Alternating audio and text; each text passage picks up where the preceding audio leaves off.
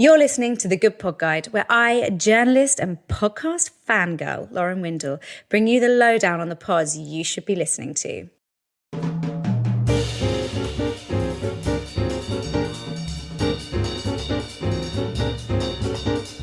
I've totally got a therapist, right? And I really rate having a therapist. Between that and the daily ginger shots that I do, they're the sort of most LA things about me. I absolutely love her. And I think I definitely credit her for a huge part of why I managed to come through addiction. I started seeing her when I was still using drugs and drinking. So she's seen me from like the absolute depths and desperation of my rock bottom through to now, like 8 years on, because I was speaking to her for maybe like a year, maybe 6 months before I got sober. So it would be about 8 years, I reckon. But yeah, she's just a spectacular person. You know, when you see those cards that say, what do they say? They say like, oh, one day I hope to be the person my dog thinks I am, because obviously all dogs like love their owners and go wild for them. One day I truly hope to be the person that my therapist thinks I am. She thinks so highly of me. She's always bigging me up. She's literally like my biggest cheerleader. And, you know, one day I'll deserve it. She is honestly so awesome.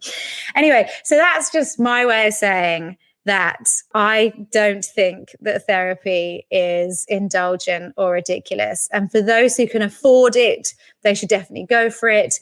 And we're fortunate enough here in the UK to have a limited number of sessions available on the NHS for those who don't want to go privately. So absolutely take advantage of those if you're in a place where you need to talk, for sure. I am not one of those people who thinks that we shouldn't be doing stuff like that. I think it's so helpful. And that segues beautifully, look at that smooth landing there that I've done, into today's podcast, which is Where Shall We Begin? This podcast opens the doors to one of the most sort of famous couples therapists, Esther Perel's office, and offers listeners the opportunity to sit in on real couples who anonymously share their raw, intimate, and quite profound stories. The problems that they discuss can vary massively, from sort of infidelity, imbalanced affection, or navigating and sort of processing personal histories and the toll that that can take. They begin by sharing where they're at, and then Esther asks a few questions to dig around a little bit more, and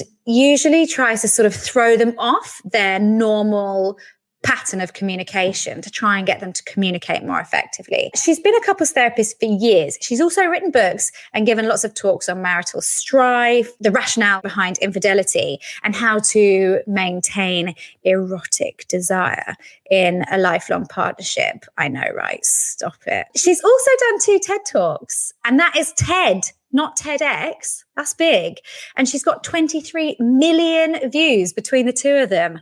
What a woman. Some of this is also kind of about her showing her skills and prowess, for sure. And that definitely comes across. Some of her techniques are pretty kooky.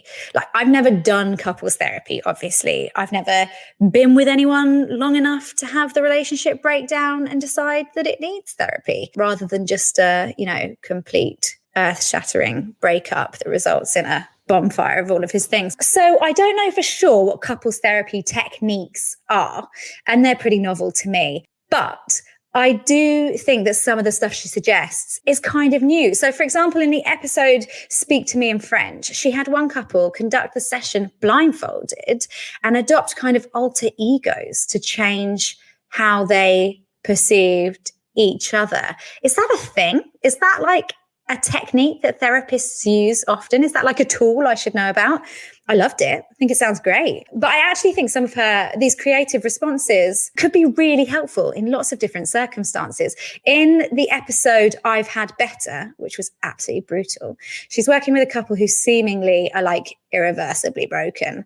The man has had an affair. The woman feels like all men betray and cheat, and she's very angry about this and feels like he can't be trusted. And the husband tells his wife, oh gosh, this is awful, that sleeping with her was like having sex with a corpse, to which she replied, come in 5 minutes, then leave me. That's my sex life. So Esther obviously acknowledges that their communication has broken down, but she suggests that they set up a secret email account just so that they can communicate with each other, which I thought was a brilliant idea. This podcast is now finished recording. So there are 45 episodes and they are 40 to 50 minutes long. And that is a lot. I do think that these stories are powerful. And if in your life you don't hear much honest sharing about pain and love and humility and vulnerability, then you'd benefit from hearing it. You know, it's edifying to know that people are willing to open up and bear their pain in this way. As a person, though, who is in recovery and goes to recovery support groups and works with people in recovery to help them through their journey, I hear stories of horrific pain and trauma and mistreatment a lot. So I don't feel like I need to spend my downtime listening to more. I find it can be a little bit stressful for me. But that said, if it's not something you're in regular contact with, I think it's really important for how you navigate your feelings to hear people externally process how they navigate theirs.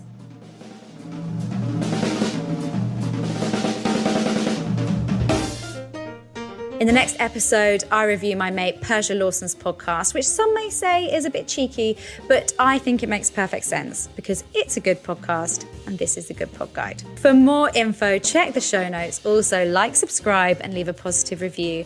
It makes a difference.